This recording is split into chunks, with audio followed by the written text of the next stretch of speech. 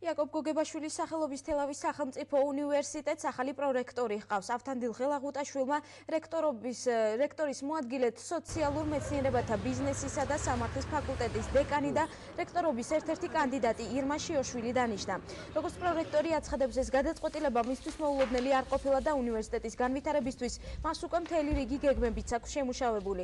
მას შემდეგ, რაც ირმა შიოშვილი რექტორის მოადგილე გახდა, ავტომატურად გაუქმდა დეკანის სტატუსი, ახალ დეკანს კი ფაკულტეტის საბჭოს სამთვეში იყო ამაზე საუბარი, კანდიდატურა განიხილებოდა, ესე რომ მოულოდნელი ნამდვილად არ იყო. მთელი ძალისხმევა წავა იქითკენ, რომ სწავლების ხარისხი ავამაღლოთ, ეს იქნება ჩემი ძირითადი ხაზი. ძირითადი პრიორიტეტი, ამისთვის მთელი რიგი კონკრეტული ღონისძიებები მაქვს უკვე დანერგილი, უკვე ვესაუბრე რექტორსაც, ხარისხის უზრუნველყოფის სამსახურის უფროსსაც. პირველ რიგში ვაპირებთ უახლოეს მომავალში ფინანსები როგორ შეგვიწყობს ხელს, ამას გავარკვევთ ამ დღეებში.